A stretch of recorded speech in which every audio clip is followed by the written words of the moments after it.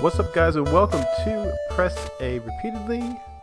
Justin Tomaso here with Chris Gold. And Chris, welcome to year 3 of Press A Repeatedly. Year 3. That is 3 years longer than I ever thought we would make it, Justin.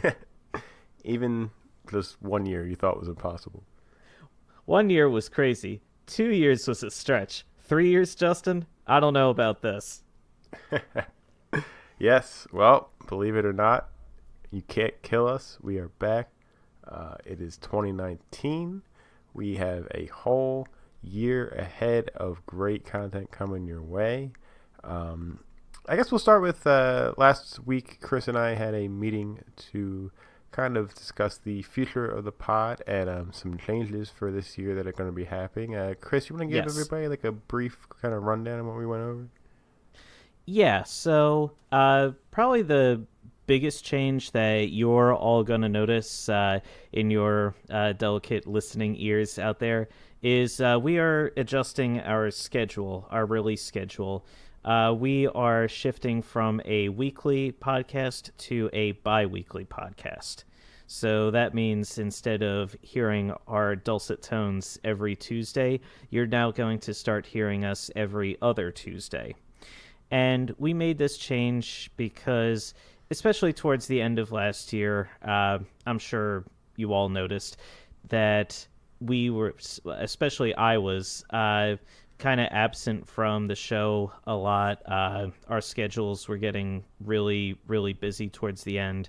Financially, things were a little tough, so I was starting to feel pretty burnt out by the pace of the show that we were trying to put out. I mean, you know, we have this pressure that we put on ourselves to put on a good show, and I felt like it was just a lot for what we were actually able to put out. And so, like, I was starting to feel really burnt out towards the end there, and we talked it out last week, and we both kind of agreed that by switching to the 2-week schedule, that not only would be a benefit to me personally because it would ease some of that burden, but it would be a benefit to us because it would help us better plan out the show, to better schedule when we're going to discuss, when we're going to record the podcast, to talk about what works, what didn't, plan things out a little bit ahead, and just overall increase the quality of the show. So it's not just a thing where it's just focusing on me. We feel like that this is a change that is overall going to benefit the show itself, and ultimately it's going to make it more enjoyable for you all out there to listen to. Yeah, and Chris, I don't want you to feel like you're taking like the whole brunt of the blame here or anything like that, because it wasn't just you. I was experiencing a lot of the same issues of just time management and devoting enough time to be playing games to actually talk about on the show. And when we were having that conversation last week, that was probably the most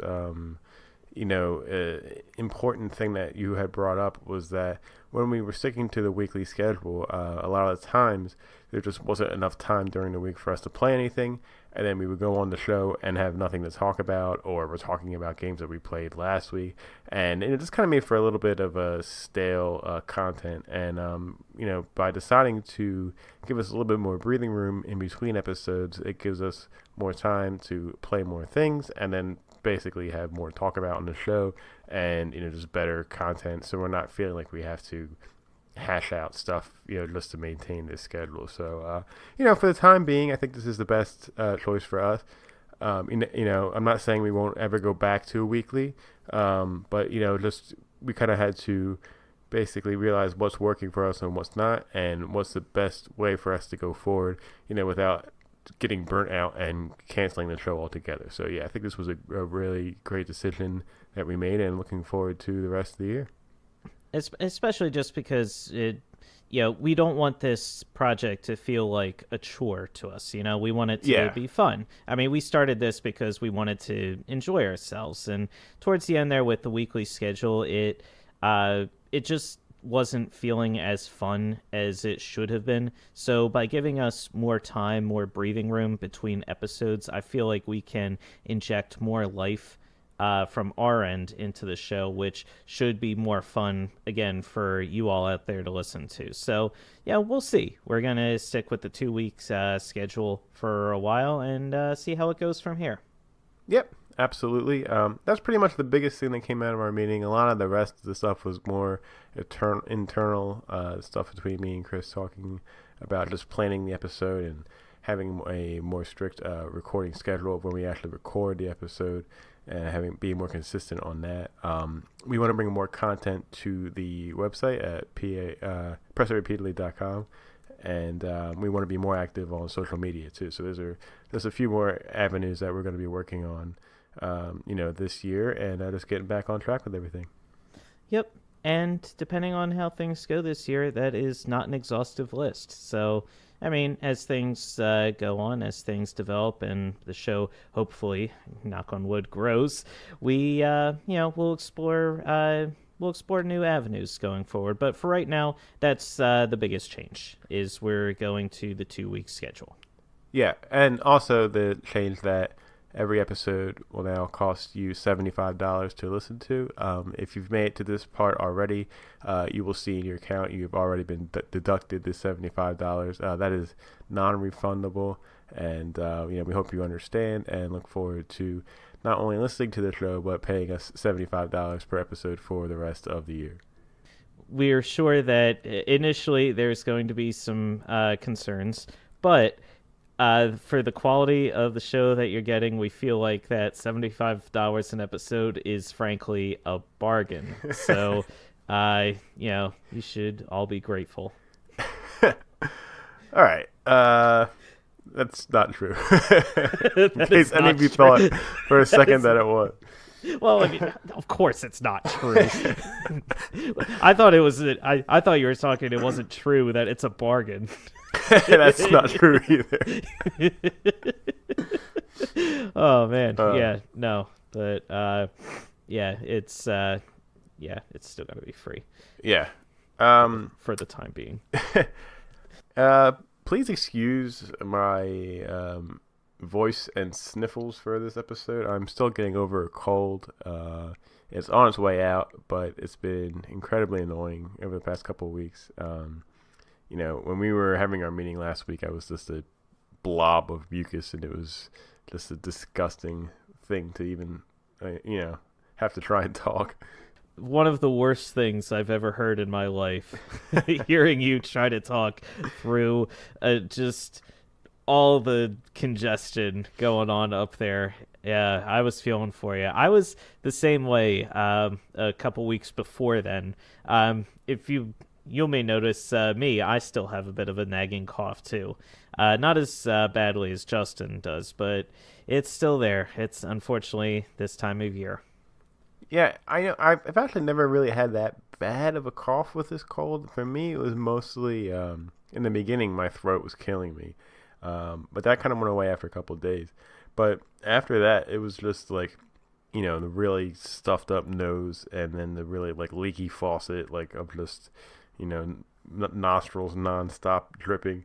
And I thought that would stop after like a week, but like I'm on like week 2 and it's still going on. So, hopefully that will be ending soon and I can go back to breathing and smelling and tasting things properly again.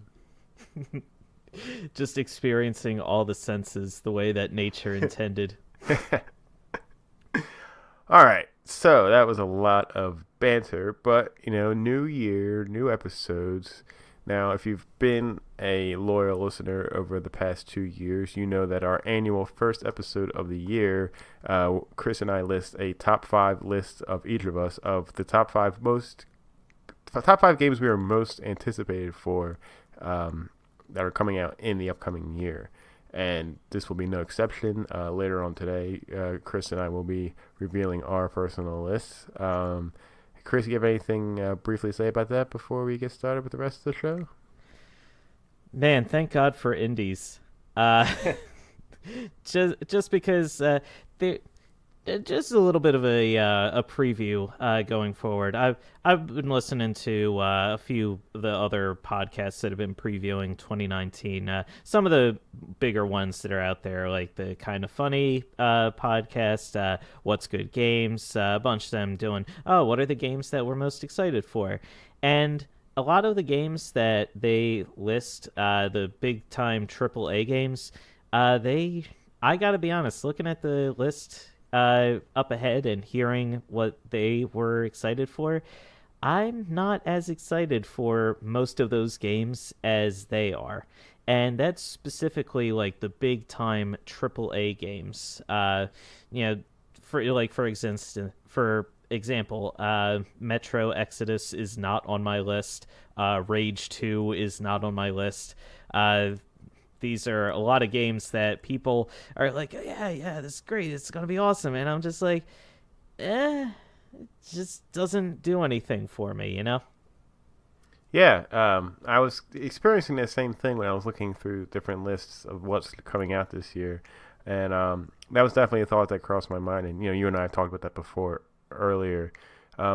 Another thought that crossed my mind is that there are like no confirmed dates for anything really this year. Everything that I was looking at was just to be confirmed. 2019 with a question mark at the end of it. Like, so I'm not even sure some of the games on my list will actually come out this year, but I guess we'll just have to wait to see.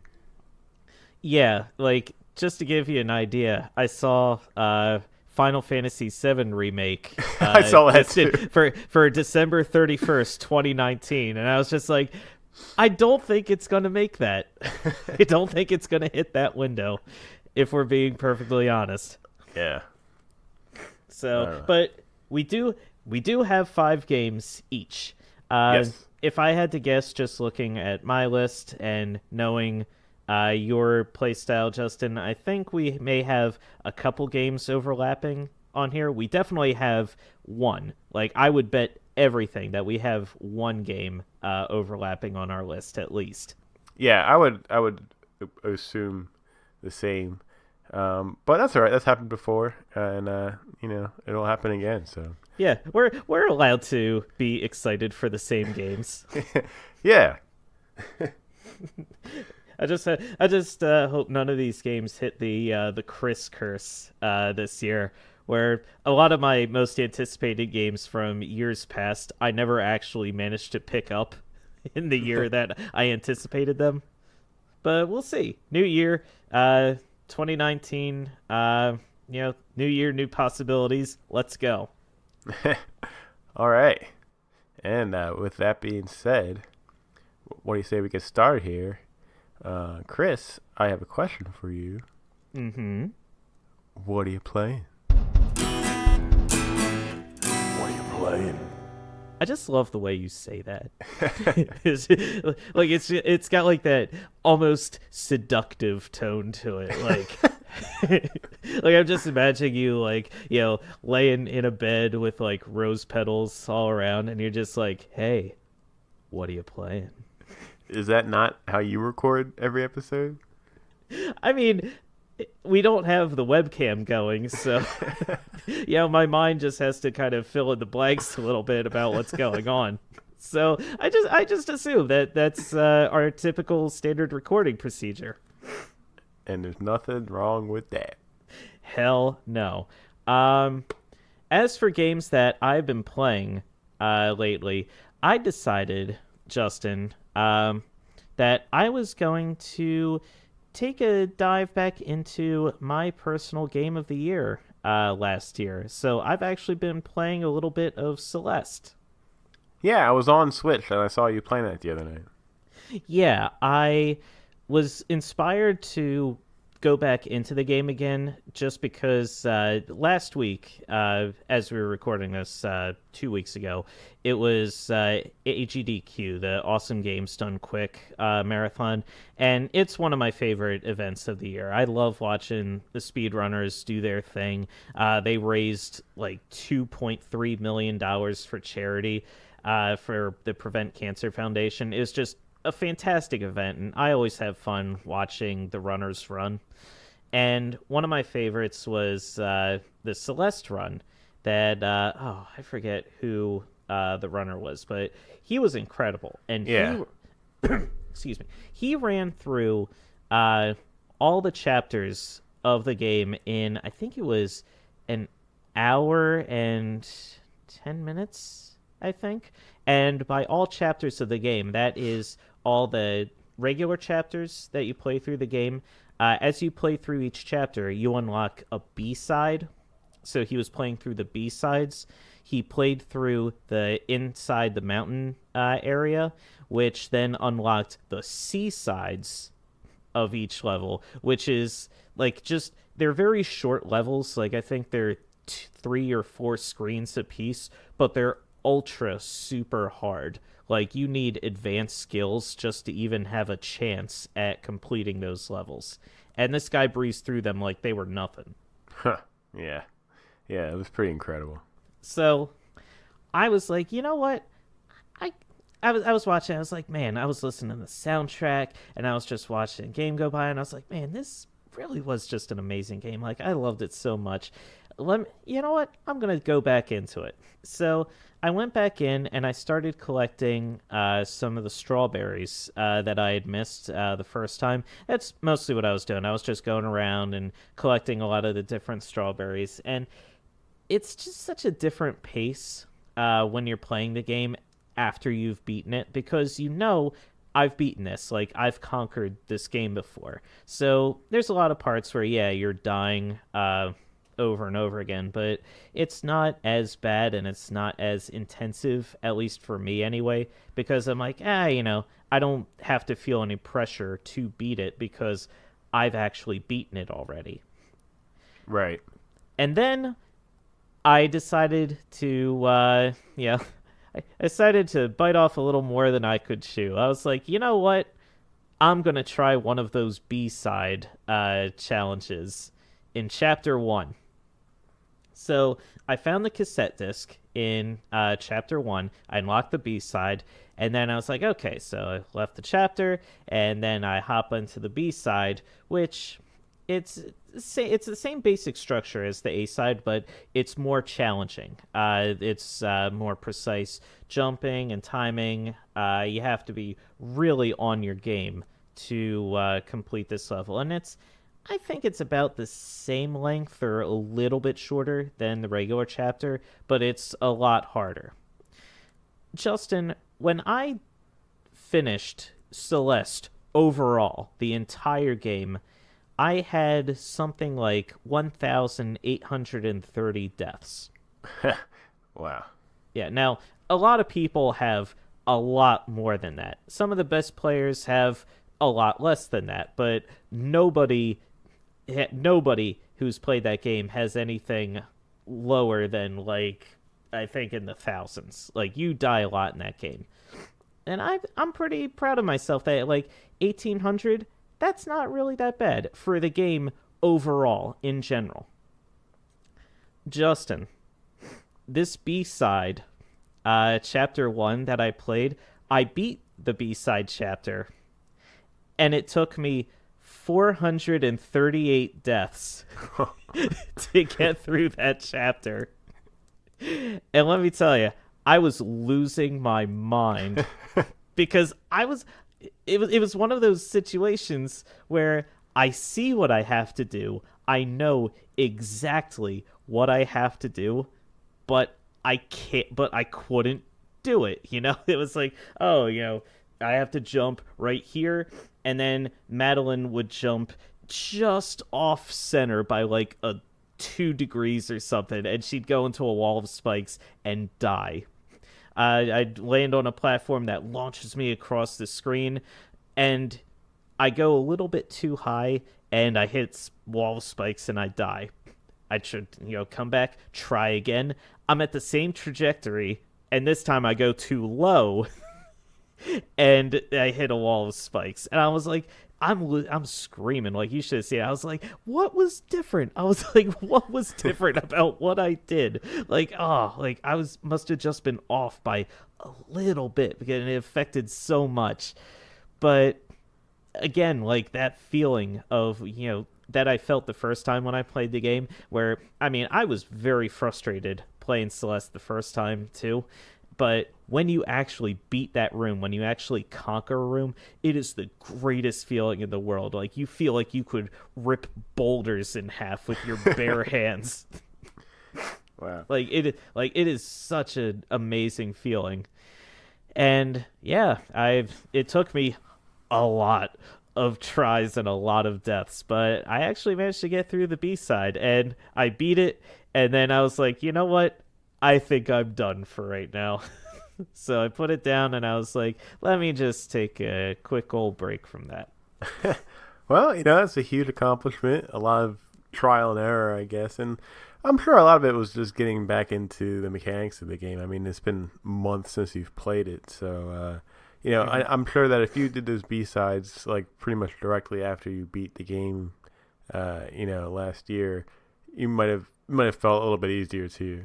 Yeah, that's a very good point. It has been a long time since I had played the game, so a lot of my skills, with a Z, got rusty. Oh, yeah, got rusty. So if I had carried that momentum going forward, I probably would have done a little bit better, I think. Like, I may have cut my total kills in half and only died 200 times completing the challenge, because trust me, it is very, very hard. Like, you have to be extremely precise, and you have to be quick, too, with some of the challenges and with what exactly it is you have to do. Yeah. But, I mean, that's what's great about it, too, is it's not required. It's specifically there if you're looking for a challenge. The game is, Matt makes games, Matt Thorson. He's like, hey, if you really want to punish yourself, here's this area over here. You don't have to, but it's there. And I was like, let me give it a shot. And yeah, it kicked my ass. But it was still nice that it was an option. Yeah, it's still cool you got to try it out. Yes. That actually, Justin, is all that I have for today. All right. Yeah, no problem. So let me throw it back in your face and ask you, as I pour water over myself, what are you playing? I'm getting creeped out. No, but seriously, what are you playing? So, it's been a while since we actually did the What Are You Playing, because the last episode was our award show, and we didn't have it. So, I don't think I ever talked about Starlink Battle for Atlas on the show. No, you haven't. Yeah, so that was a game I've been following for a while, and I wanted to pick it up, but I didn't really want to pay full price for it. I was just going to wait for it to go on sale. And luckily, it did go on sale. The game has a Toys to Life mechanic to it, which is not required, but it is a part of the game if you want it to be. And as you could probably guess, Toys to Life in games was already on the way out. Skylanders is over. Disney Infinity is over. Amiibo is still around, but I mean, their in-game functionality is pretty lame, and it's mostly just for collectors to pick them up now. Right.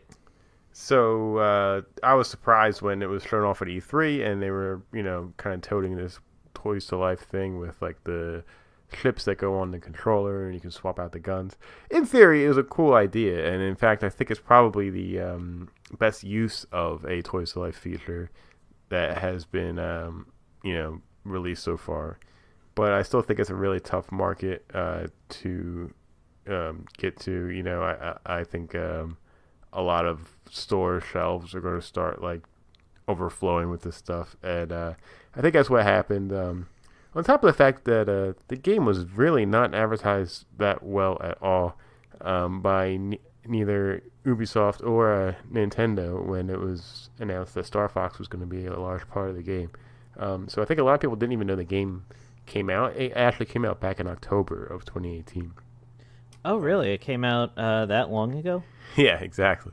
I thought it was more recent release than that. I know. Friend of the show, Lewis, he got Starlink also. He got it for Christmas, and I thought, I thought the game came out kind of around then, like early December or something. Yeah, so I think the actual original game with the like the main starter kit, it comes with like an R-wing and a little fox figure and some guns and stuff. I think that was retailing originally for like around $75, and now it's like all the way down to like $30 on Amazon. Oh boy. So if you're interested, now would be a good time to pick it up. However, like I said, you don't need the toys to play the game at all, and I managed to pick it up on the eShop for, I think it was on sale for like $40, and that was the digital version comes with all the characters already preloaded. The starter edition only has a few, so that way I got pretty much all the in-game content.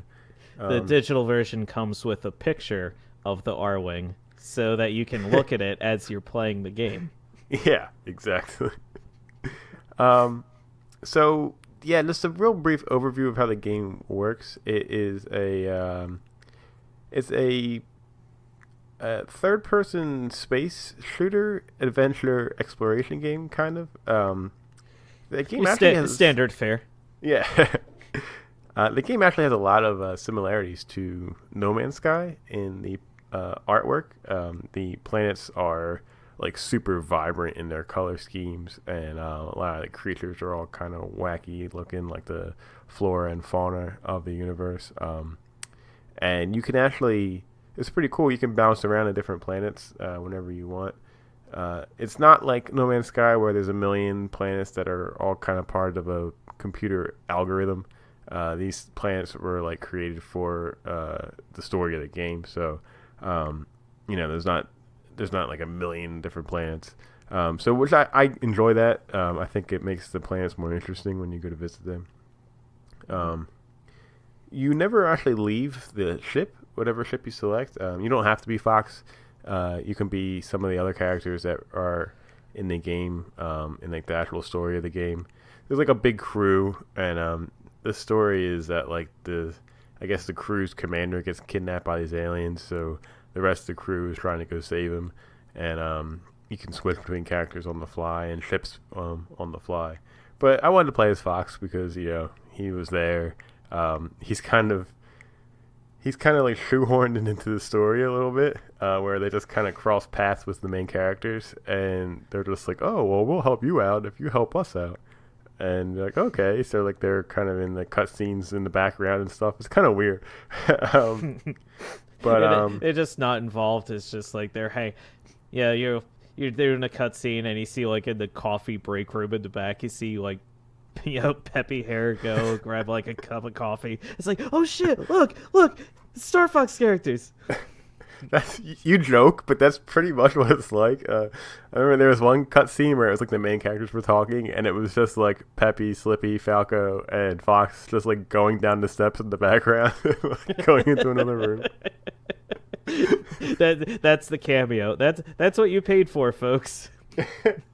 Yeah, it's really weird. But the graphics are really, really good for the game and for the Switch. There is full voice acting, which is nice.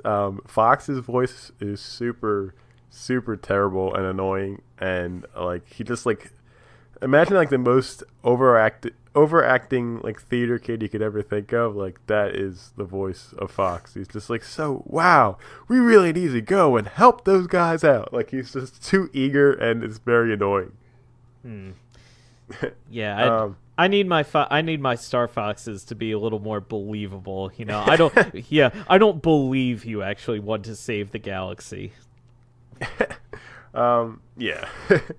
But the gameplay's pretty cool. You never actually leave the ship, which is weird. Like, so when you do a lot of traveling like on the actual planet's surface, but you don't leave the ship. Like you're just like flying very low to the surface and kind of exploring that way.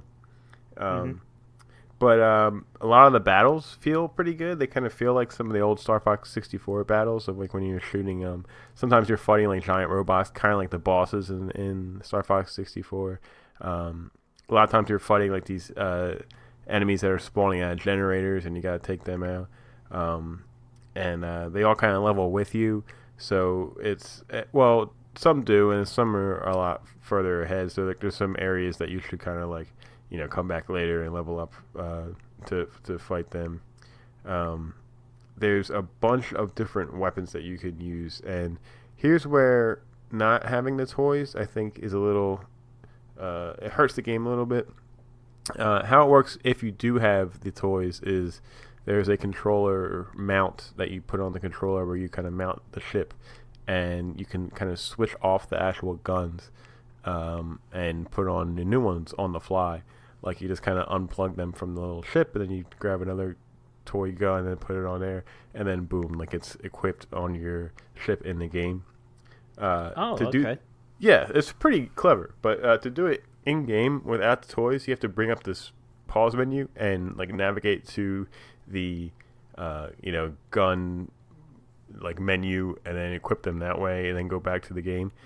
And it turns out that like pretty much every other enemy is like weak to a different style of gun.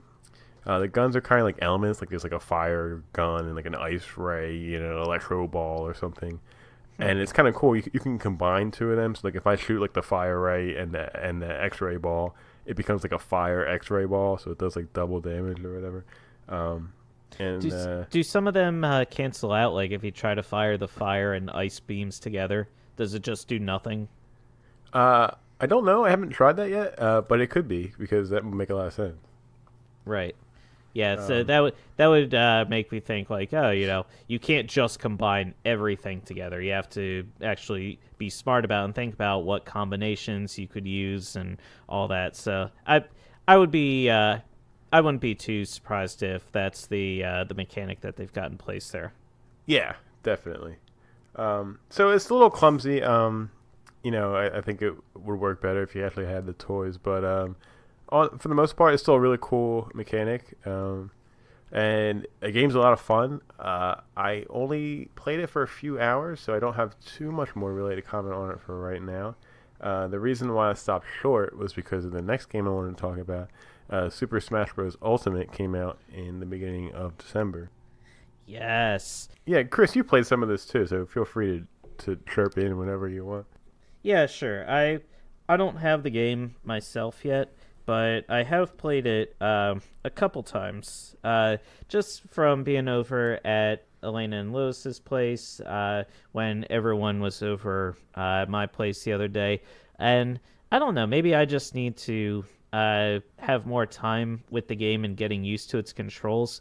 But I've noticed that just playing the game, I was having a lot of trouble, not because I suck, but because I was having a lot of trouble, I guess, just getting used to the feel of the game. Because each Smash Brothers game, like, they feel different from one to the other. There's little differences and nuances to how the controls work. And I don't know if I'm actually there yet, because I haven't played the game a lot myself, so I haven't actually gotten used to the feel of the game. Yeah, it definitely takes time to get used to. Like you said, each Smash feels a little bit different. Namely with speed, I feel like some Smashes feel a little bit faster than the other. You kind of have to get readjusted to the length of like how smash attacks work and everything for characters' moveset. When you're fighting new characters that are in the game, you don't know their moves at all, so you have to kind of learn them and be able to counter them the best way you can. So there's definitely a learning curve for all Smash. And I gotta say that I was kind of, when this was Nintendo's big push for like half of the year last year, right? It was like, we got Smash coming out at the end of the year. And that was pretty much all they were riding on. That was like 45 minutes of their 50-minute E3 presentation was dedicated to Smash Brothers. Yeah. So I was like burnt out on it, and I just really wasn't that interested. I was like, yeah, Smash, whatever. It's not that big a deal. And so I wasn't really expecting too much. But when I finally got it and started playing with like the guys and just getting back into Smash, it all started to click, and I like kind of remembered how much I love playing Smash with everybody, and it kind of just like reignited the fire in me like so quickly, And it really is Smash Brothers Ultimate. Like everything is done to like 100% in this game. The graphics are awesome. Like everybody's character models and like animations are better than they've ever been before. The roster's unbelievable. The amount of detail that goes into the game is insane. There is a new single player mode called Spirits, which is like this single player adventure that is just absolutely massive. There's a giant like world that you go through that has all these different stages and battles, and it's like a huge exploration through all of Nintendo's history. They have matches set up where characters will represent other characters from video game history that aren't actual playable characters in the game. Like for example, there was a Street Fighter area where I was fighting Vega. And you remember Vega, he's the Spanish fighter who has the mask and the one claw. Mm-hmm.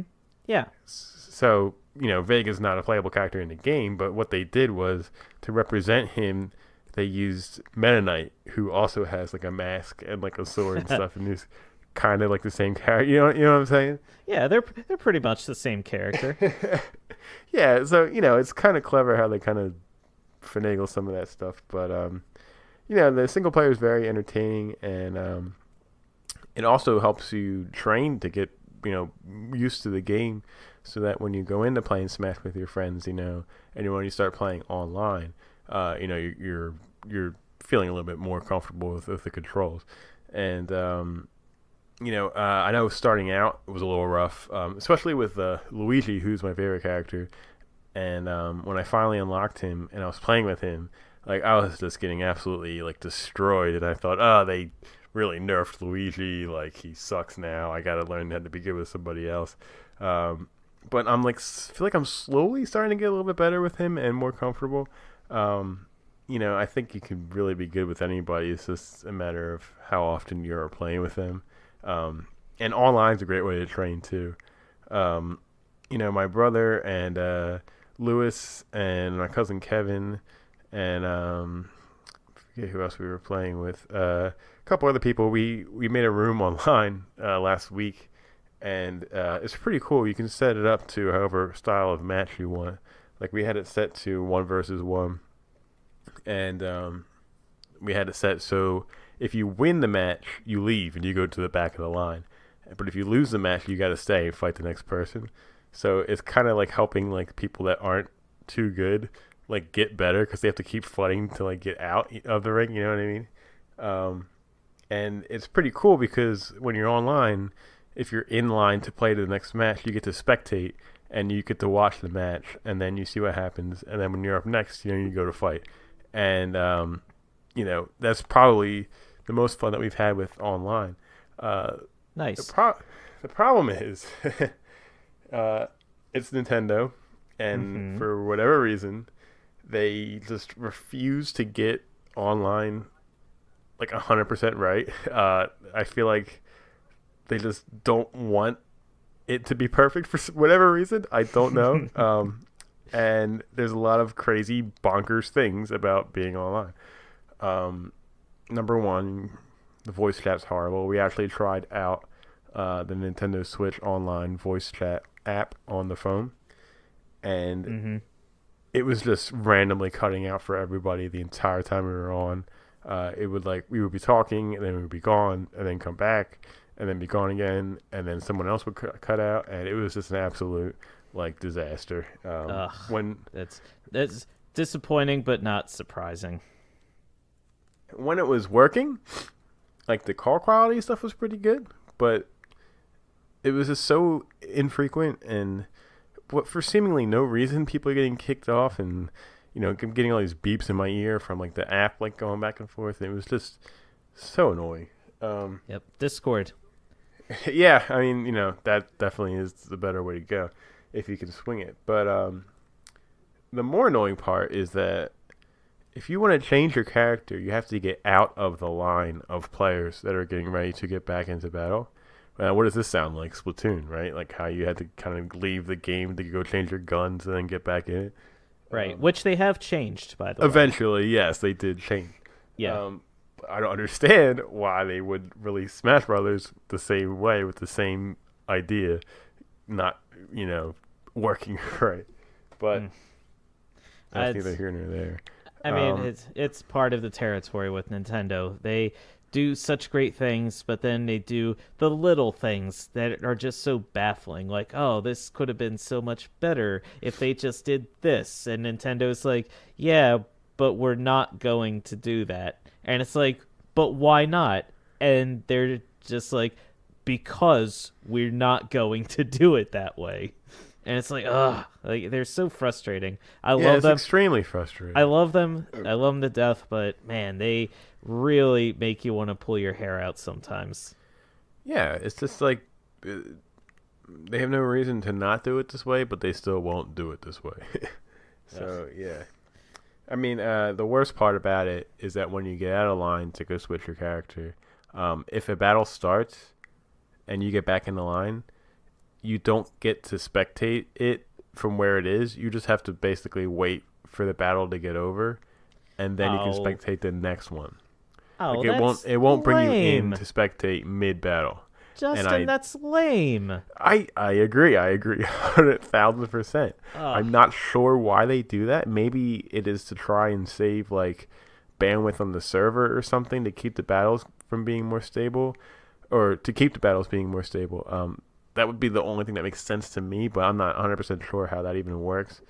Yeah, I don't know. It is incredibly, incredibly frustrating, and I hope they fix it, because outside of that, like, the online is really cool. Like, being able to make those rooms, everybody have terms, like fighting and, getting in line, spectating and stuff, like, it's a lot of fun, but it still needs some work, and I hope they can spend the time and money to update that, because it is the best Smash game that there is, out there, and obviously the best one that has online. So, they really need to get that going to, keep this game relevant with so much online multiplayer competition.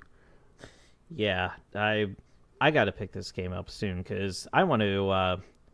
I want to get good playing the game. I want to learn the controls, and I want to play against you guys too. Yeah. Sounds like you're having a blast. I want to be able to kick your ass the same way I used to in previous games. So yeah, I gotta get up to that level again. Quick correction though on your part, Justin. The single player adventure mode is called the World of Light. It is not. It's not referred to as spirits. The spirits, I think, are unlocked through the World of Light, but it's actually called the World of Light. That is correct, and I will begin my 40 lashes right now. After the episode, because the lashes are going to make noise, and the mics will pick it up. You're going to have a hell of a time editing them out later, so save it till after the recording's done. You're always thinking. That's why I'm here. I'm going to put my cat of nine tails down, and we'll get back to recording. Put it down next to the mace, the billy club, the thumb screws. All right, and one last game to talk about before we move on here. All right. Chris, I have been playing Little Dragon's Cafe. Ooh. Little Dragon's Cafe. This is a game that Elena was playing a lot last year. Yes, it was. I have been following this for a while. It is the brainchild of the creator of Harvest Moon, and you guys know how much I love Harvest Moon games. Yes. And basically, the idea is that you run a cafe and also raise a pet dragon, which sounded pretty cool. And I was waiting for it to go on sale because it was a full $60. I felt like it was just too much for me to pick up initially, and I think last week it was on sale, or 2 weeks ago it was on sale for 40. No, it was half off actually, $30. So I was like, all right, perfect time for me to pick it up. All right, nice. So how this is gonna sound so strange, but this game, Chris, This game has incredibly sloppy controls. Okay, this game has a absolutely off the wall bonkers story. It's got like strange and poorly translated dialogue. It's got frustrating game mechanics. It's got all these things that are what you would, normal things that you would think is a part of a bad game. However, I have 44 hours and counting in Little Dragon's Cafe. Oh wow! So it works in spite of itself. Exactly. Yeah, I don't really know. I can't know how to explain it. I think a lot of it is just the fact that I love these types of games, like a Harvest Moon. I know a lot of people don't really particularly enjoy like a Harvest Moon or Stardew Valley.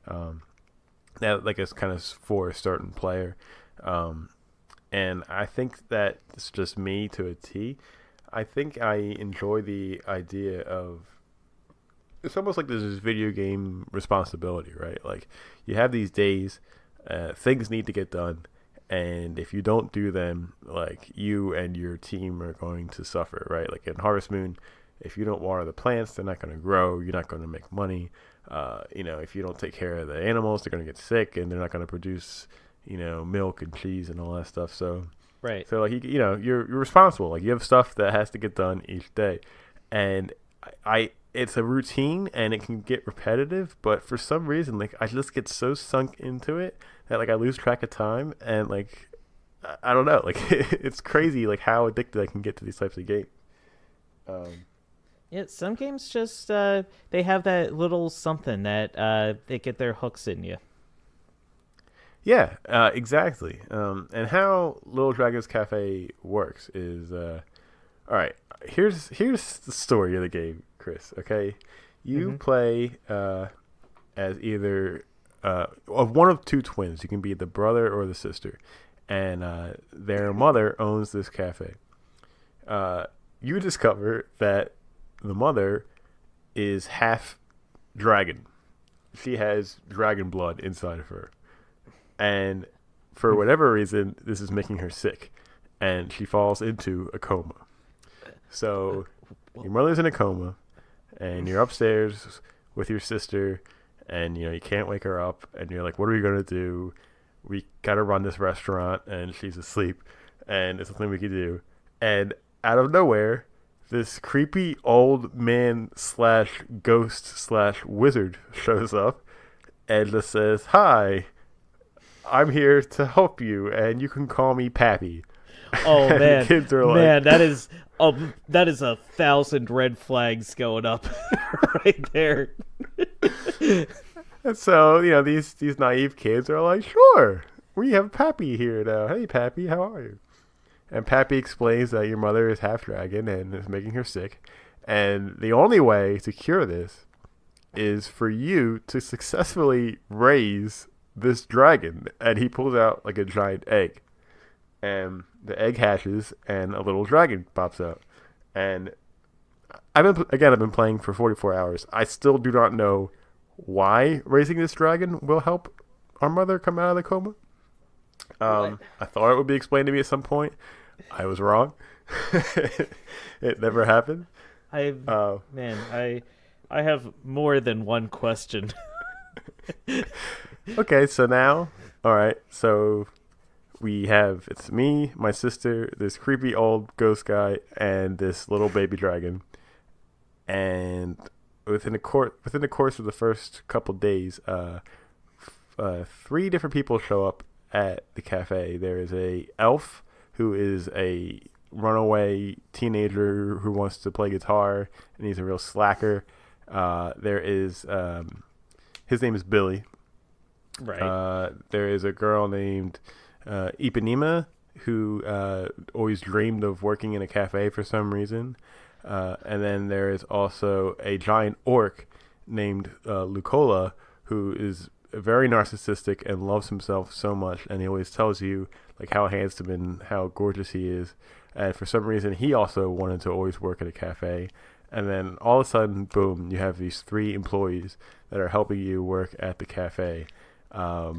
Man, that really works out that you got these people to come along to work in your cafe, two of whom it's their lifelong dream to work in a cafe. Man, what are the odds?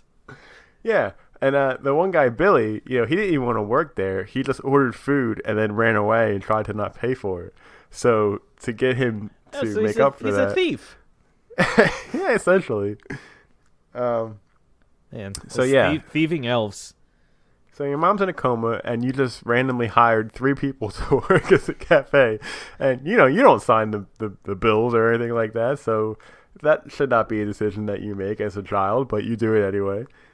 And yeah, so the crux of the gameplay is basically you have 2 things to do. You're in charge of harvesting the ingredients to make the dishes, and that works by going out into the world.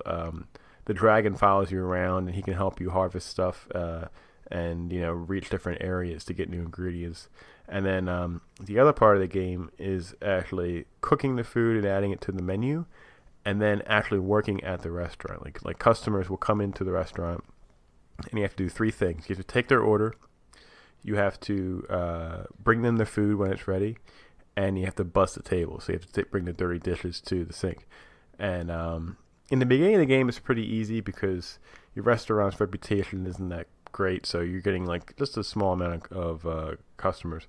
But as you progress through the story, your restaurant becomes more and more popular, and it just becomes absolutely insane. Like your lunch rush and dinner rush is just off the wall crazy. Like you got so many people coming in, all like at once, basically demanding food, and your crew, like Billy, Ipanema, your sister, and Lucola, they all will randomly just slack off. Like Billy will go play guitar, Ipanema will go like get annoyed and like stand in the corner. Your sister starts like sweeping or doing something else and not taking orders, and you have to go and like talk to them basically and like get them to tell them to get back to work. So you're taking orders, you're bringing the food, you're busting tables, and you have to frequently go back and forth and like tell these guys to get back to work. And when there's like a million people there, it gets incredibly hectic, and it actually is a pretty good simulation of like what working at a restaurant is really like. I'm most disappointed in Ipanema because I thought this was her dream. I thought this was the one thing she wanted most to do in her entire life, and here she is pouting in the corner during the dinner rush. Are you out of your mind? Well, I should throw you out on your ass right now. Ipanema's problem is that she has anger management issues, and there are several cutscenes where she gets so angry that she turns into a Super Saiyan, basically, and her hair turns white, and like she's like levitating and floating through the cafe and like chasing around like Billy, who's been slacking off or whatever. It's pretty comical. But yeah, her slacking off, I guess, is her getting too agitated to work or something, and you have to go talk her out of it. It makes as much sense as anything else I've heard so far. Yeah. The art style is really great. The characters are all really diverse and creative. The color scheme and texture is really cool. It looks almost like it's everything's colored in with a colored pencil. Like you can see kind of like the sketch marks of the pencil, the colors like of everything. So it's a really unique look. The music's awesome. It reminds me a lot of the Wind Waker style music, particularly Outset Island, which is a great theme. Oh God, yeah. Oh yeah, and it kind of helps because your cafe is on a giant island. So when you're running around collecting ingredients and like this music's playing, like I just kept thinking of Wind Waker, and it has that toony look too. So like there's a lot of similarities there. Yeah, sometimes Link will pop in and out, and you're like, ah. Yeah, it's a super weird game. A lot of how the game progresses is that there's a lot of story characters that come, and your cafe eventually will double as an inn, and you'll have a story character that will stay at the cafe, and each day you'll have like a new cutscene with the character, and he has like a little meter in the menu that starts filling up, and towards the end of the meter filling up, each character has a specific dish that they want to eat for whatever reason, like some bizarre story, like, oh, my mom used to make this food, like, before, I don't know, she died or something, and like everyone's story is like super dramatic for no reason. Like, oh man, that's a shame. Well, here's your mac and cheese. Yeah, exactly. So you have to go out and find the ingredients and the recipes to make the specific food, and then complete this guy's story, and then the next one comes. I think there's 12 story characters in all. I am on the 9th. And yeah, like I said, I'm like 44 hours into this game, and I still have 3 more. Like, this is a really long game. Yeah, really. My God. What platform is this for? It's on Switch. Is what I'm playing now. I believe it's on Steam as well. I don't know if it's on PS4 or Xbox One. But it's really cool. It's very much for a specific style of player. I totally understand if people will say this game is garbage, I don't want to play it. But for me, there's enough charm and enough to keep me sucked in that I want to keep playing. And I enjoy just kind of hanging out and playing it for a couple hours every night here and there. And yeah, having lots of fun. All right. One last very important, crucial question about the game. What did you name your dragon? My dragon is named Spoonie. Nice. I know Elena named her dragon Draggy. I was expecting a little bit more creative of a name from her. I'm disappointed. Well, yeah, you'll have to take that up with her. I know that the default name is Draco or something like that. And I was like, that's pretty lame. Yeah, that's lame. I'm not a fan of that.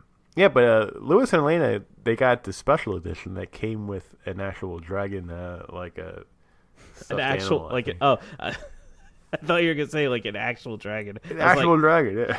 Yeah, it's really awesome. Oh man, yeah, for only $70, yeah, for an extra, for an extra like $20, yeah, you get a dragon. What a deal! Yeah. Surprised you haven't noticed it yet. Yeah, they keep it well hidden. All right, so you got anything else? That is it for me. All right. Well, that means, Justin, that it is time for us to dive headfirst into the Indie Arcade. Indie Arcade. Woo! First Indie Arcade of 2019. Hell yeah, I am excited. I am pumped. If you all remember from last time, which God bless if you do, because I sure didn't.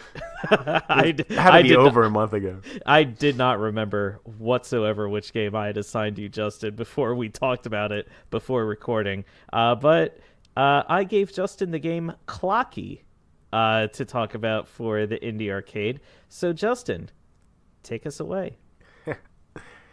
All right. If you didn't get enough of me blabbing for the past half an hour, here's some more. I never get enough of you blabbing. It won't be much. Klocki is a very it's a simple style game that I actually really enjoyed and found quite relaxing to play. It's a puzzle game, and how it works is it's very minimalistic. Every stage is just the puzzle itself, and on top of a really nice, colorful background. And I don't really know what to relate it to, but it's a tile-based puzzle game where you'll have a bunch of squares on the screen, and on those squares are lines, and you basically have to swap the squares around to connect the lines on the squares. So if you click one square and then click another one, those two will swap, and you basically keep doing that until all the little lines on the squares are connected. And once they connect, that means you completed the puzzle, so you just move on to the next one. Okay.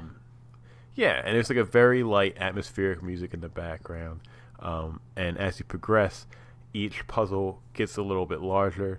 There'll be more tiles, or maybe instead of tiles, there's cubes, so now you're working in 3D. If you've ever played P-Cross 3D or a puzzle game like that, it's kind of similar.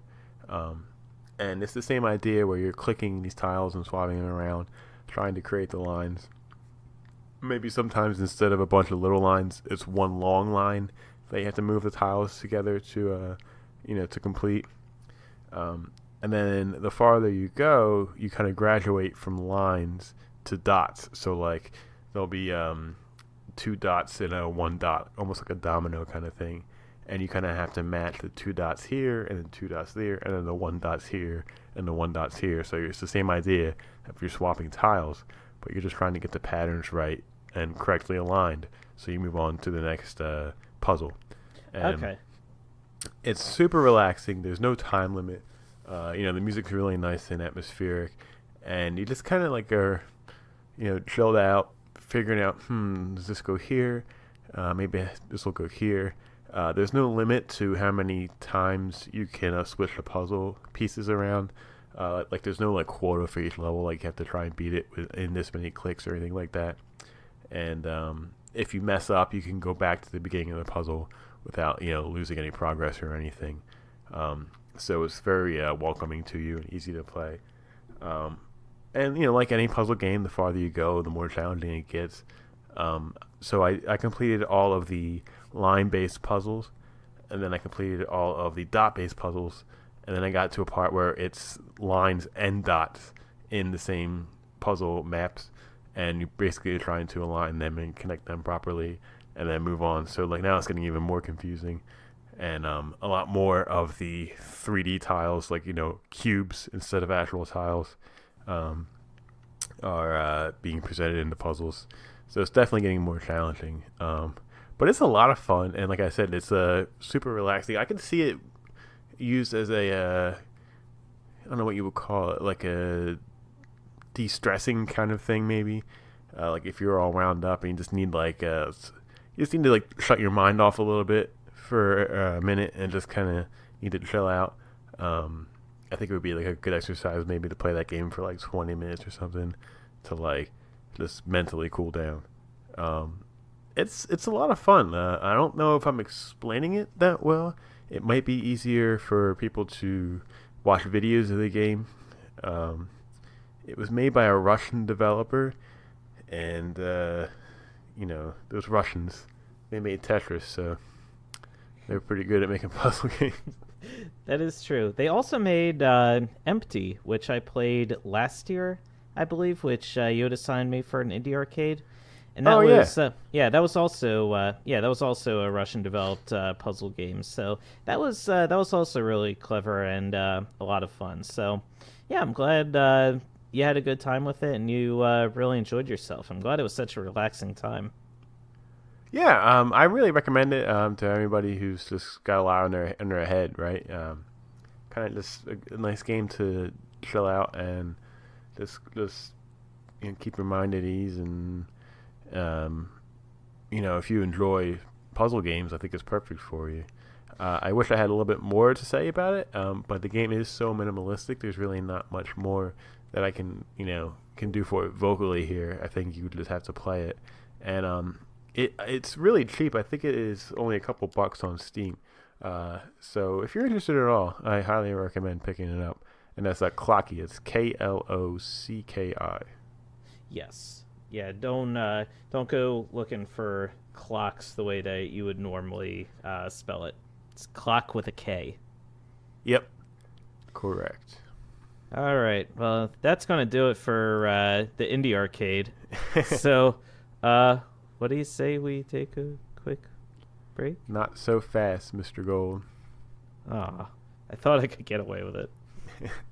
All right, so last episode, before we went into our rewards, we kind of did a little retrospective of PAR in 2018. And if you remember, we kind of dove through the indie arcade game list. And it became apparent that the amount of shit Chris had to swallow compared to me in the prior year was, let's just say, his bucket was a lot more full than mine was.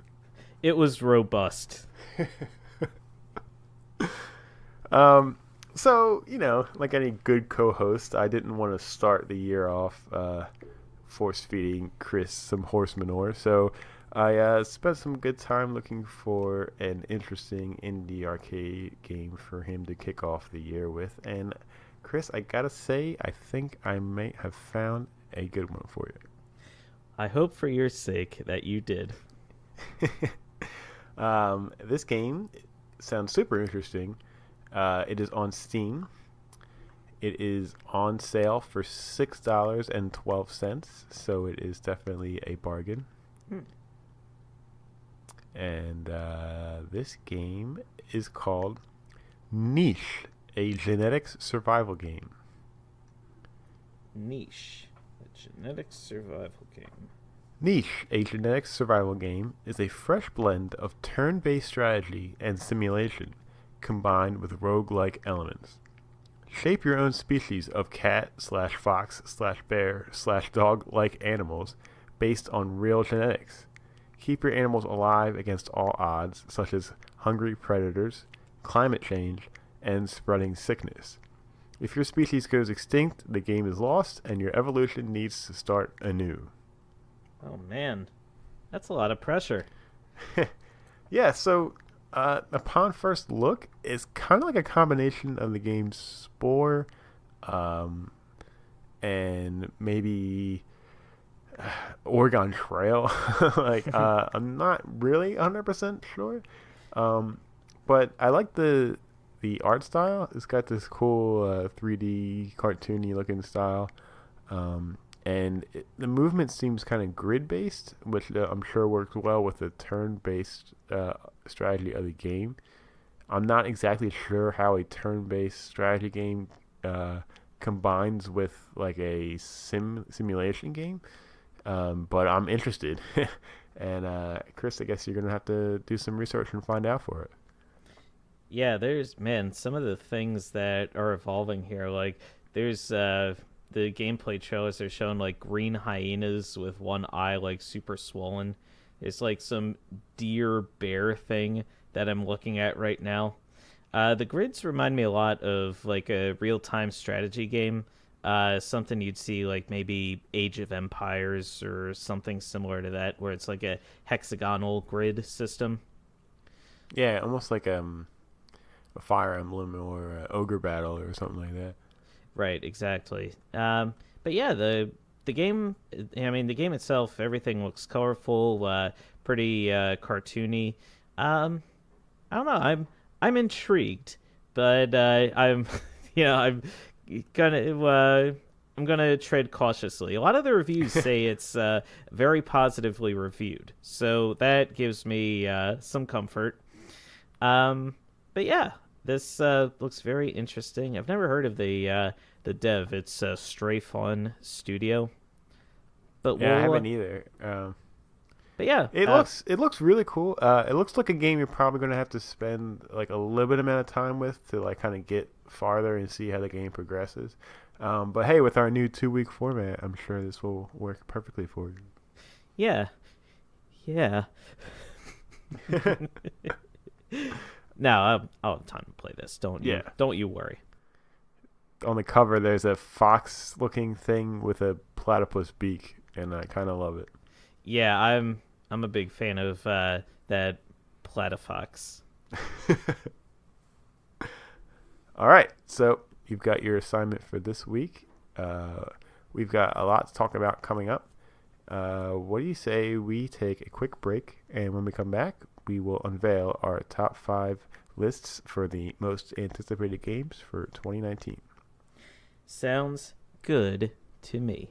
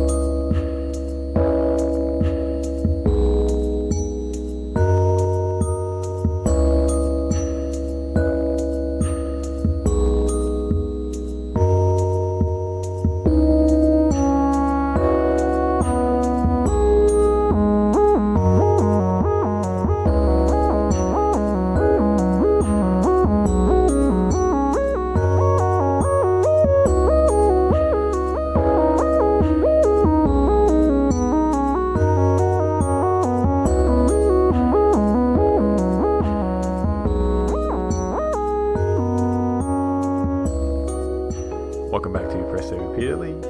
Justin Tomaso here with Chris Gold. And Chris, it is time for us to unveil our top 5 most anticipated games for 2019. Yes, these are the games that you and I are most looking forward to in the coming year, which means that these are the games that you, dear listener, are most looking forward to in the coming year.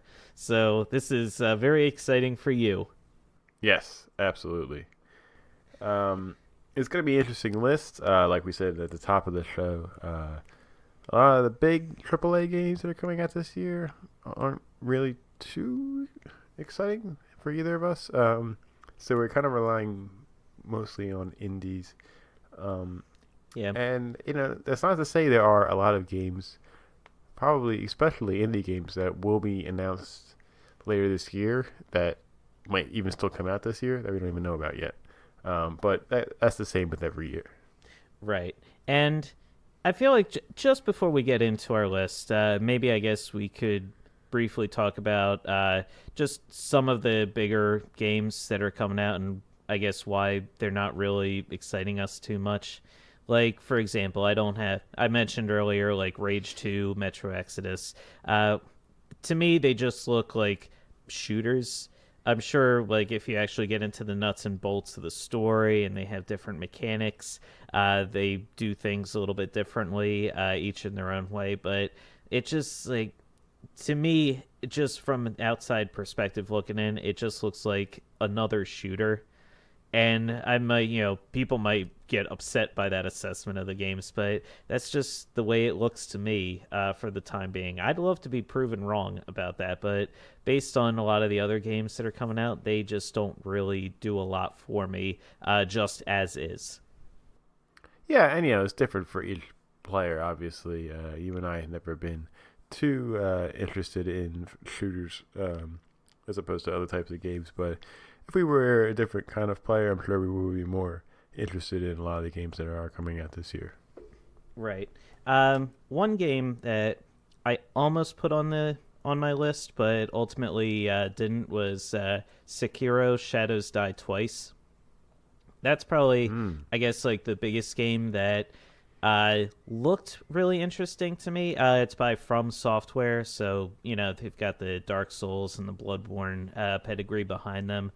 But I don't know. I just don't know as much about the game as I would like right now, and it just really didn't entice me enough to really crack my top 5. Yeah. And yeah, I guess we can't really avoid it, Justin.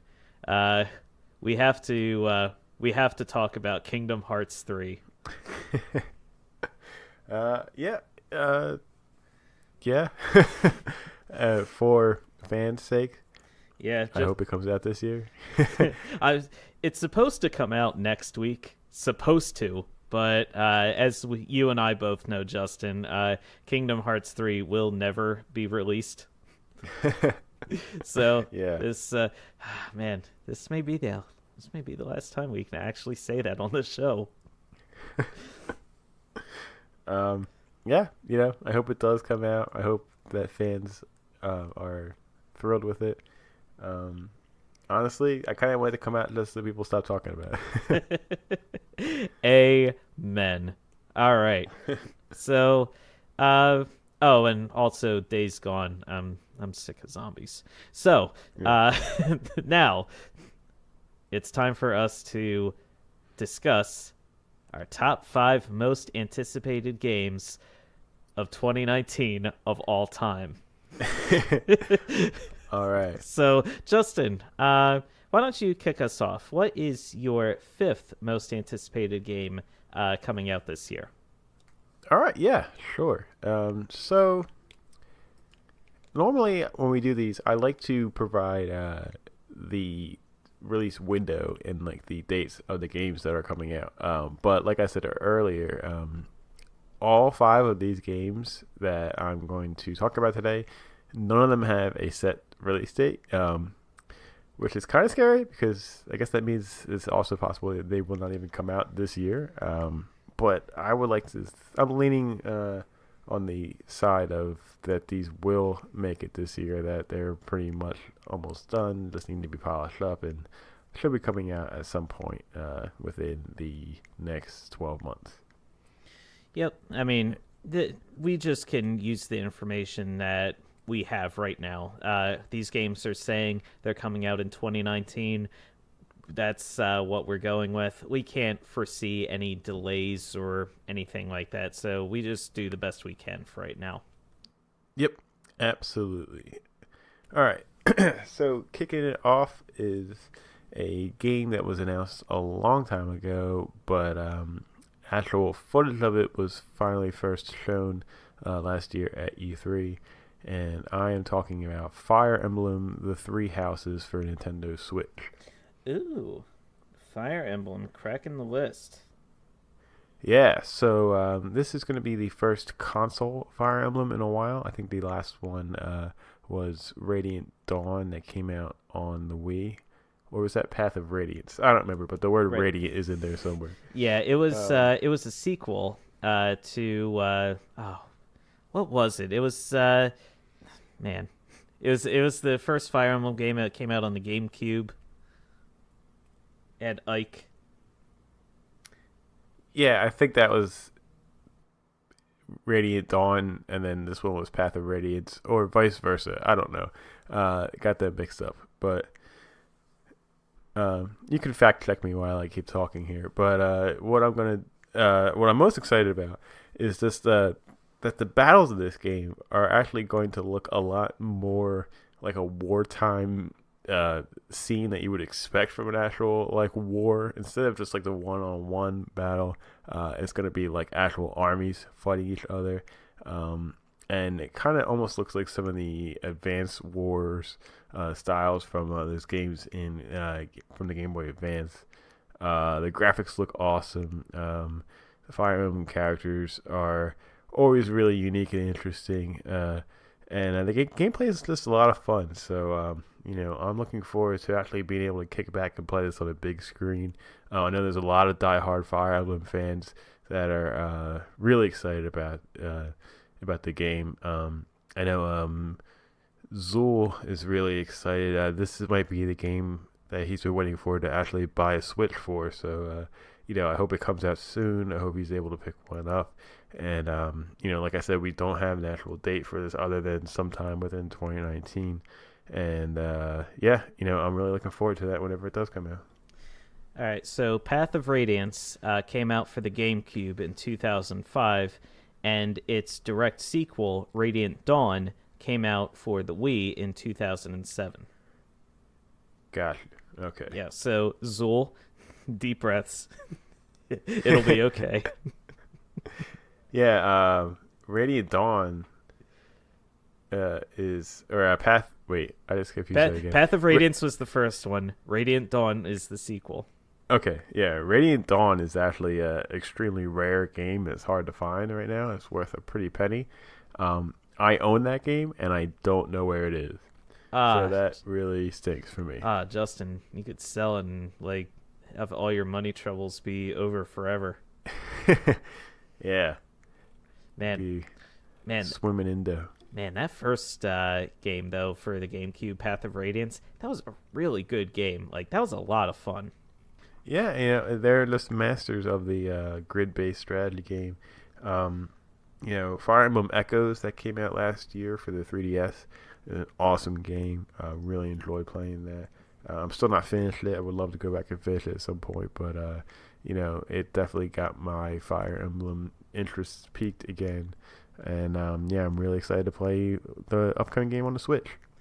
All right, awesome.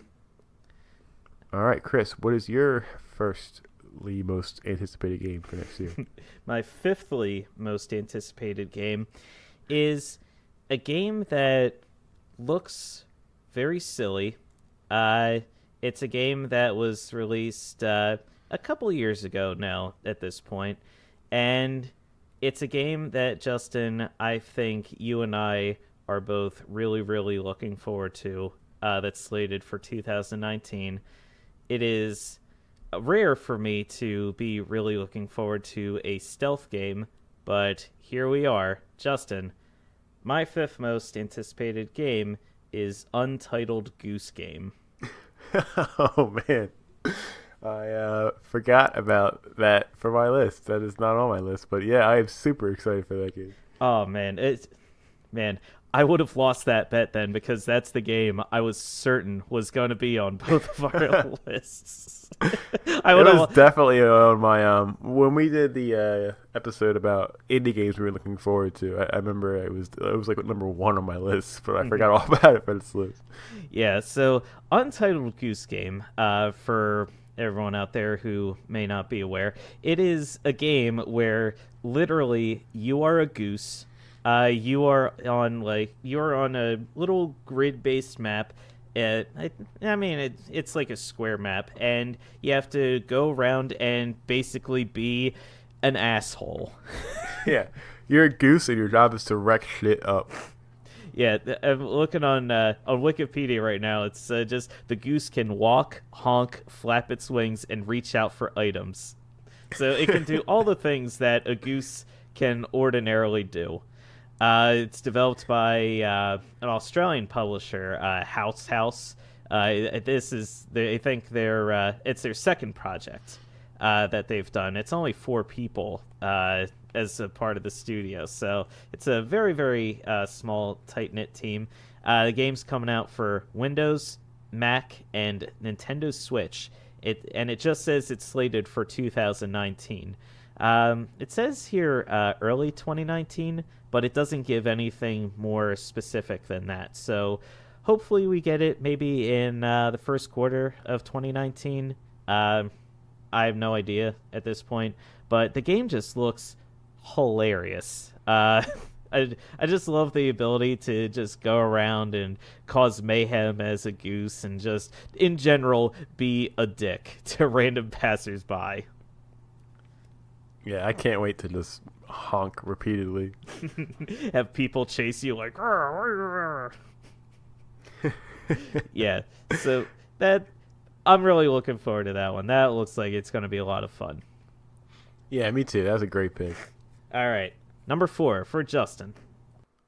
My number 4, we know very little about, other than the fact that it supposedly is coming out this year, and that is Luigi's Mansion 3. I knew this was going to be on your list. The only thing I'm surprised about is it is so low on your list. Well, the reason why it's so low is because we don't really know anything about it. It's possible it could be pushed back. Like, we didn't really see too much. So I'm not 100% sure what is in store for this game. However, it's Luigi. It's the game starring Luigi. I love the first 2 Luigi's Mansions, and I'm just pumped to play another one on the Switch. So yeah, I can't wait for it to come out whenever it does come out. Yeah, I'm excited for it too. I mean, the Luigi's Mansion games, it was such a risk that Nintendo took in general when they introduced the whole concept of, let's have Luigi in a haunted mansion sucking up ghosts with a vacuum cleaner pretty much, and also let's have him just be a total scaredy cat who's afraid of everything, let alone ghosts. The first Luigi's Mansion was the first game that really established Luigi's personality, before because he barely started anything else before that. Yeah, before he was just simply player 2, he was just a separate character model. But that game, they actually was let's actually give Luigi a personality of some type, which honestly makes him kind of more interesting than Mario, if we're being 100% honest. Yeah, that was very true. Yeah, Mario's just a vanilla hero that just saves the day all the time. But Luigi's got plenty of character. And just I've always loved him. He's always been my number 1 favorite Nintendo character, and to play a game starring as him was just awesome. And like you said, it was a very creative step away from the mold, and on top of it all, it's just a super charming game. It's got a lot of really cool little nuances and stuff like the Poltergust 3000 and Luigi's little Game Boy phone and a Professor Egad. Like it's just like a lot of fun stuff going on in these games. The fact that you have a button that just calls for Mario, I always thought was great. And yeah, the first two were great, and I didn't even think we would be getting a third one, and here we are. And yeah, I'm super excited. I am excited too. It's funny that your fourth game is it's a very creative title. It's one that features your favorite character, because my number 4 is also a game that features a lot of creativity and also features my favorite character. My number 4 is Yoshi's Crafted World.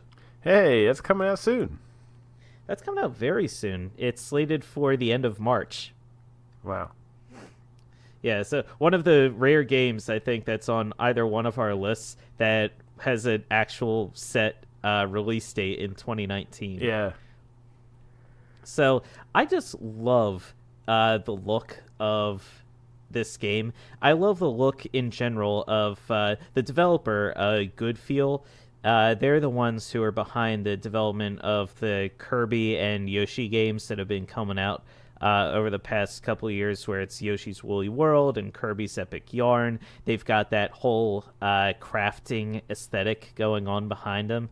And Yoshi's Crafted World kind of takes it a step further, where it looks like everything is put together with like pipe cleaners and cardboard, and it almost looks like a diorama. And what's cool is when Yoshi does his ground pound move, it actually shifts the perspective of the environment.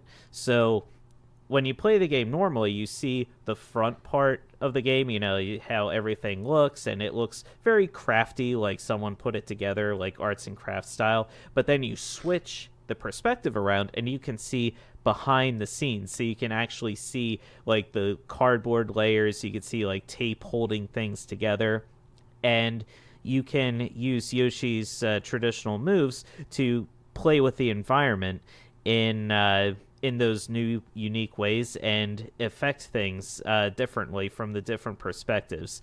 And I just love, in general, the gameplay of the Yoshi games. I love Yoshi's entire moveset. I love the creative ways that they design the levels. I'm just really, really excited for this one. Yeah, it looks awesome. Like, what a unique visual style that the game has. And that gameplay mechanic of, ground pounding and shifting perspective, that sounds a lot like the Wii game Super Paper Mario had that same move where you could kind of switch from 2D to behind the back 3D. And it actually made for some really creative level design and puzzles. And, I thought that was a really cool mechanic. And to be able to see that again in a new game is kind of exciting. And, yeah, I haven't really been following this one too closely because I've just been waiting for it to come out. And, after seeing that E3 presentation where it kind of shifted from being like just full like woolly style, the yarn style, to this more like paper craft, like arts and crafty style, like you were mentioning, it just made like for a whole new layer of a really cool visual look to it, and yeah, it kind of piqued my interest a bit more. All right, Justin, let's move on. What is your number 3? My number 3 is another game that we don't know too much about, unfortunately. This game was shown off, I believe, almost 3 years ago now. It was not this past Game Awards, not the one before it, but the one before it. And that is In the Valley of Gods. It is the next game by the team Campo Santo, who created Firewatch. Okay, so let's you and I talk about this, because this is I wasn't expecting this. You and I both have In the Valley of Gods as our number 3. All right, that's awesome. Works Yeah, really well. so I wouldn't have lost my shirt betting about that. We did have a crossover game, and we rated it at the same exact spot. All right, so you want a bonus. All right, perfect. Yes, I need that bonus. Papa needs a new pair of shoes. Yeah, I don't really know if there's anything else shown about the game ever since that initial reveal trailer. But the game looks awesome. The graphics look great. It's got this cool, like, cartoony cell shade almost style to it. The environments of the game look really cool. It just looks like a really cool exploration game. And the fact that it's developed by Campo Santo is fantastic because one of the indie arcade games that I played last year was Firewatch, and I absolutely loved that game. I love the dialogue in that game. I love the whole presence of that game. That game literally had me on the edge of my seat when I was playing it, and to see more from this developer in that style, I'm like super excited to check that out. So really hope that comes out in the early part of 2019 rather than the later part. Yeah, this is... I never played Firewatch myself, but based on your recommendation and based on the recommendation of everyone else, it's a game that has always been on my radar. It's a game that I've wanted to pick up and play for some time now. I just, unfortunately, haven't gotten a chance to get around to it. But strictly based on everyone's recommendation, I was really excited about In the Valley of Gods when it was first announced. And just to briefly talk about what the game is about, it's a first-person game similar to the way Firewatch was. And instead of being set in a forest, now you're set in 1920s Egypt. And you're with this partner of yours, and it says here you're a filmmaker. So you're going along and you're hoping to make some sort of incredible discovery that you want to capture on film. And I imagine the dynamic between you and your partner is going to work very similarly to the dynamic that existed between you and the person you talk to on your walkie-talkie in Firewatch, at least based on my understanding of the game anyway. Yeah, the dialogue and character relation is such a huge part of Firewatch that I expect it to continue in the Valley of Gods. And yeah, I'm just really, really pumped for that game to come out. Yeah, I am too. It looks fantastic. I mean, just the development that they've put into it. It just looks good. I'm really, really intrigued by it. I can't wait to pick it up and play it myself. Awesome. All right, so we kind of lumped in our our threes there together. You had In the Valley of Gods at 3. I had In the Valley of Gods at 3. So, Justin, I'm tossing it right back to you. What is your second most anticipated game of this year? All right. Moving on, my second most anticipated game of this year is going to be Tunic. Tunic? Yes. Not sure if you remember Tunic, but we talked about it a lot right after E3. It had a pretty nice E3 presentation. I think I wrote about it, too, on our blog a little bit. But basically, it's an isometric adventure-style game where you play as this little fox who's got a sword and shield. It's heavily inspired by The Legend of Zelda, so it's got like a lot of dungeon crawling and just like a cool overworld with a lot of enemies to be fighting. It's got a really cool, like a polygonal storybook, like pop-up storybook looking style of graphics that just really kind of makes the game stand out. It is being developed by one guy. His name's Andrew Shouldice, and is being published by Finji. Finji's been publishing a lot of great games lately, namely Night in the Woods, which was one of my favorite games from 2 years ago. And I just love adventure games with when you're just kind of exploring with a sword and shield, and to do it with this cool looking Fox character, this really cool art style, and to know that the game is developed just by one guy, it's just something that I'm really looking forward to. Again, it's just says it's coming out in 2019. It was originally slated to come out in 2018, so I'm hoping that it will be coming out in the earlier part of the year. But yeah, it looks really awesome. You can follow the developer on Twitter. He's at Dicey. That's DICEY, and you can kind of check out the game's progress there, and check out the art style for yourself if you haven't seen it. It's pretty unique and interesting, and hopefully it's coming soon. So I'm really pumped for that game. Yeah, you're right. I had forgotten about that game until you mentioned that we had talked about it and then started describing the game again. Yeah, that game, it looks fantastic. I love the aesthetic of the game. The Zelda inspiration obviously is a huge draw for me. I love foxes. So that's a huge draw for me. There's just a lot going for that game. Yeah, I kind of wish I remembered that before putting my list together. But I mean, all the games that I have on here are really good and interesting in their own right. So I've got no complaints.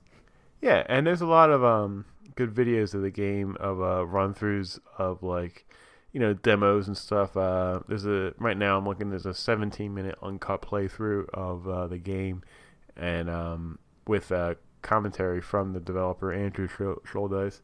So there's plenty of good ways for you to get accustomed to the game and see what it's all about. So if you're interested, I recommend checking it out.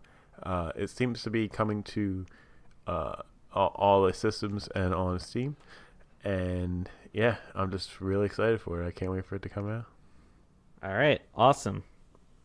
So my number 2 most anticipated game, this one is actually a sequel to one of my favorite games that came out a few years ago. This game is an Xbox exclusive, and it's developed by the same dev team, Moon Studios, who developed the first game. And this game is Ori and the Will of the Wisps. I knew this was going to be on your list, and I would like for it to be on mine, but I just kind of ran out of room. Yeah, I mean, the first game, Ori and the Blind Forest, that game just blew me away from the moment I first started it up and to when I first started exploring the world, and just everything about that game worked so well. I just loved the character designs. I loved the enemy designs. Controlling Ori felt really good. Oh, yeah, it was just a solid platformer all around. Oh, God, yeah, the game was just so fun to explore, and the world just felt big and dark and mysterious. It had this tragic story to kick things off. I mean, it was so good. And this next game, I mean, I remember when the trailer for it was first announced. It looks like Ori is teaming up with this. It looks like a little baby owl, and I mean, you watch the trailer for this, because I mean, there's no spoilers because it's a trailer for the game. But this little baby owl, its family is dead by the end of the trailer, and it's hooting so sadly, and the music is swelling up, and it makes it so dramatic, and I'm this game is already ripping my heart out, and I haven't even played a second of it yet. What is with this dev team? They really like to play with your emotions, but I love it. I absolutely love it. It's a Metroidvania style game, so that is also right in my wheelhouse. I'm actually looking at a quote from one of the lead developers, Thomas Mahler. His ideal for this game is, he said that Will of the Wisps should be to Blind Forest what Super Mario Bros. 3 was to the original Super Mario Bros. So, I mean, that's a Big words. Big words. That's a lot of hype that he's building up for the game because, I mean, we know that Super Mario 3 was a huge step up from Super Mario Brothers. So for him to make that same claim about Will of the Wisps, where Blind Forest was already a fantastic game with a lot of varied gameplay in its own right, that's pretty a pretty lofty goal.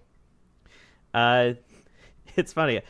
I'm looking on Wikipedia right now, and the release date, it's actually kind of funny. It just says under the release section, Ori and the Will of the Wisps is scheduled to be released in 2019, approximately January 24. It's like, okay, is that it? Do you have anything more than that? That's so specific. Why can't it just be? Yeah, it's just like, approximately January 24th. Might be earlier, might be later. Who's to say? I mean, it doesn't give anything more specific. I mean, I haven't heard anything about this game coming out soon. You would think that since this is one of Microsoft's pretty rare, truly exclusive IPs, they would be hyping this game to heck and back, and especially how popular the first game was. You would think that they would be like, "Hey, Will of the Wisps is coming out soon. Pre-order or download or buy an Xbox and play it." But no, I haven't really heard anything, at least not from me. So I don't know, but because it is a Microsoft published game, it's exclusive to Xbox One and to Windows. So if you can get it on Windows 10, right, if you want to buy it through that store. So those are your options there. But yeah, Ori and the Will of the Wisps, I can't wait. It looks great. Justin, what's your next game? I hope it comes out soon. I really do, because like you said, Microsoft does need that. But I feel like it was announced kind of a long time ago, and I'm actually surprised it's not out yet. So I'm pumped. I really do hope that comes out soon. Yep, I am too. All right. So my final game on this list, I guess it's the game I'm most excited about this year. Again, not sure when it's coming out, if it's coming out, whatever. But this game is a Sony exclusive. It is developed by Sucker Punch Games, and it is Ghost of Tsushima. Ooh, that's a good pick. See, I didn't include this one on my list because I wasn't entirely sure if it would come out in 2019. Yeah, I'm not sure. The sites I was looking at said 2019, but TBC, to be confirmed. So again, I don't know. I'm gonna take a guess that it's gonna come out around holiday time, so the end of the year. Pretty much like end of October or early November. And if you are unsure of what this game is, it's basically a samurai action adventure game that just has a really cool, dark, gritty style to it, and just has a really awesome adventure-y atmosphere. It takes place in feudal Japan. The backgrounds and music are gorgeous. There was a really cool demo shown off at E3 last year. You can hop on YouTube and look that up and watch it. It's really awesome. The battle system looked great. There was a really cool battle between, I guess it was the main character's friend who's now an enemy or something like that, and they were just having a really honorable samurai kind of showdown there, and it just looked awesome. And Sucker Punch makes great games, and the graphics look absolutely exceptional. And I think that would be a really awesome first party or exclusive game for Sony to put out at the end of the year. And really, I've been following it for a while, hoping to get a date, but like I said, it's just 2019. But that's what I'm really looking forward to. Yeah, and what a fantastic game to top your list. That trailer that they showed off at E3, well, not really a trailer. You're right. It's more of a demo. That blew me away. I mean, the gameplay, the look of the game, the graphics of it just looked incredible. It looks like a ton of fun. And very like dramatic and atmospheric, all the things that you really want in a samurai game. And this is Sucker Punch Studios. This is actually the dev team behind the Sly Cooper series and the Infamous series. Yep, that's right. Yeah, so they have a really good pedigree behind them. So you can really expect that this game is also going to be really, really well done. And I'm just looking at a screenshot of the game right now, and I'm just like, this game just looks so good. Yeah, it's just got such a badass style to it that, like, I'm just super. It's got me so interested. Yeah, this game has me really interested too.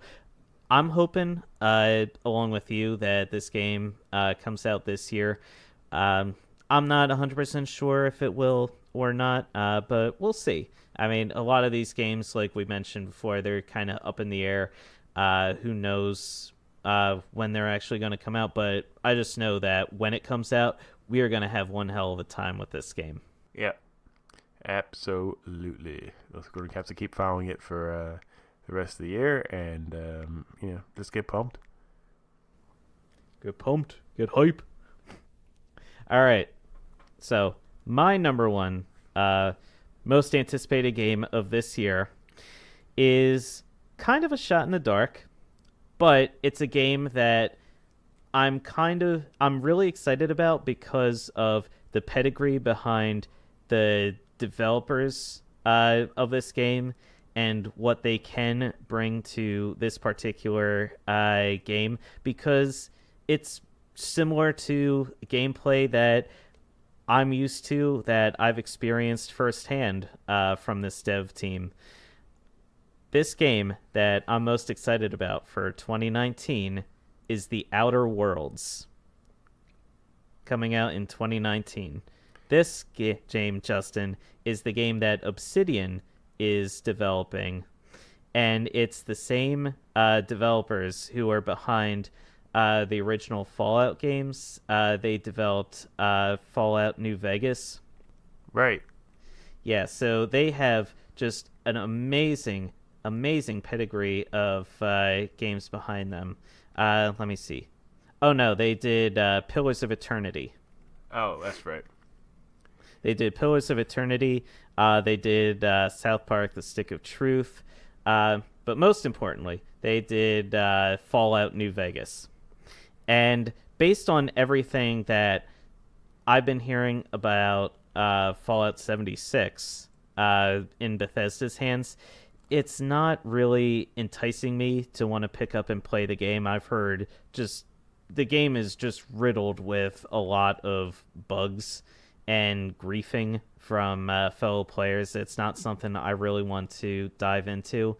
But I know that Obsidian, they have that pedigree behind them. They know what makes a good Fallout game, and The Outer Worlds is promising to be very similar to that style of game, where you can make you have dialogue choices that you can make that affect how the story plays out. So it's very similar to how a Fallout game is supposed to unfold. Yeah. So the game just looks fantastic. Like, the polish on the game, just again looking at a screenshot of this game, it just looks really, really damn good. So I don't know, like, this game just really appeals to me. It speaks to me somehow, if that makes any sense. But I don't know, like, something about this game just really clicks with me, and I don't know. This is something that I really want to pick up and play when it first comes out. Yeah, totally. We got our first look at the game at the Game Awards this year, and it was almost kind of a surprise. Just looking at that trailer, and yeah, you're right. It looks awesome. It looks incredibly polished. It looks like it's pretty much almost close to being done. So I would hope that it's coming out, within the earlier part of 2019. It's got a really cool look to it. It kind of was like a blend of, Fallout New Vegas and almost Borderlands, if you will. It has like a kind of a cool sense of humor to it. It's an awesome sci-fi looking adventure with some really elaborate looking worlds. It's got like a cool comic book style, almost art style to it, with like some bright colors and thick outlines and stuff. And it just looks like a really awesome like Fallout style adventure with a lot of character. And that's a great pick for the list. I kind of forgot about it. Yeah. And just so, heading off at the pass, anyone who's like, Obsidian didn't develop the first Fallout games, I'm talking specifically the individual developers from the original Fallout games. They are involved with Obsidian right now, and they are the ones who are developing the Outer Worlds. So I'm not talking about, like, any overall dev team. I'm talking about, like, the individual people who were involved in the first Fallout games. Yeah, absolutely. So the game looks really cool. It has, I'm reading here, there's a flaw mechanic where if you fail repeatedly doing a certain thing over and over, a flaw within you is going to activate, and it's going to debuff you, so it's going to hurt you in some ways, but it's also going to give you some perks and some boosts in other ways. So it could be an interesting mechanic to see. Maybe some people will activate their flaw on purpose to maybe increase, like, it'll be like a high risk, high reward type scenario. So who knows? There's a lot about this game that's really intriguing to me. So I can't wait. I'm guessing, like, I'm hoping that this game comes out in 2019. If we're being honest, there might be a delay to push it into 2020, but I'm willing to take that risk, Justin. Yeah, willing to.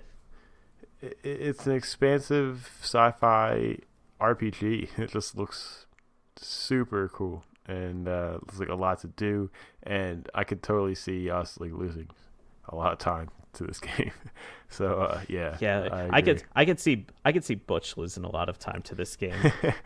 Yeah, I mean, it just looks like it's a game that can really suck you in, Mm-hmm. All right, so that is it. So recapping for me, my 5 most anticipated games: Untitled Goose Game, Yoshi's Crafted World, In the Valley of Gods, Ori and the Will of the Wisps, and The Outer Worlds. Yep, and for me, we got Fire Emblem: The Three Houses, Luigi's Mansion 3, also In the Valley of Gods, Tunic, and Ghost of Tsushima. So those are each of our 5 most anticipated games. What are some of your most anticipated games? Yeah, we'd love to hear from you. I'm sure there's some games we forgot to mention. Anthem, I just remembered, is also coming out this year, apparently. So also didn't make our list for reasons. But yeah, if you're excited for Anthem, or if you're excited for a lot of the games that we kind of dismissed at the beginning of this, just email us. Let us know why you're excited for those games and what you think. And if you are excited for Kingdom Hearts 3, I guess, no, don't email us about that. We don't want to hear about it. Sorry, Lewis. Keep your fingers off the keyboard, please. Yes, step away from the monitor. All right, that's a lot of gabbing. I think it's time for us to get out of here. What do you say? Yeah, I think so too. Got to get out of here. I got to get my laundry done. But it's good to be back. Great first episode of the year, and looking for just a bunch of good games to play and good stuff to talk about. Yes, I can't wait. And now we will see all you guys in 2 weeks, and we are going to play some games in the meantime. Yep, absolutely. And with that being said, that's all for this week. Remember, Press A repeatedly posts new episodes Tuesdays on iTunes, Google Play, Podbean, YouTube, and Spotify. If you like what you hear, please take a moment to rate and review the show or tell your friends about us. It helps other people find the podcast and will really help us grow. And thank you to all who have rated, reviewed, and subscribed so far. We love you. You can follow us on our Facebook page or on Twitter and Instagram. We just changed the handle for our social media accounts, so you can now find us at PAR_podcast. I'm at cgold113, and Justin is at oaf7724.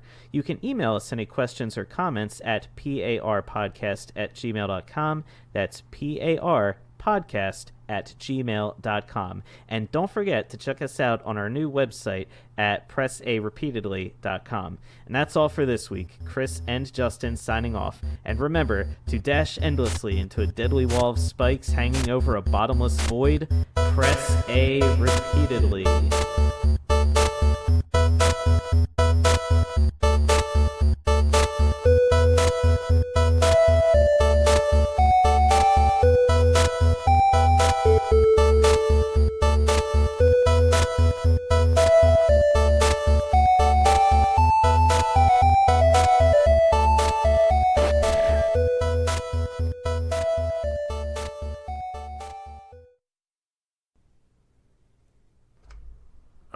All right.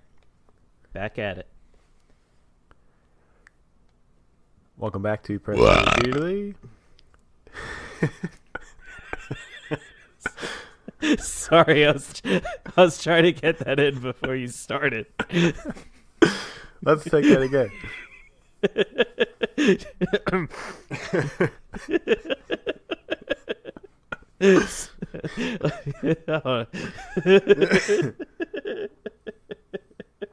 All right. All right. All right. I'm good now.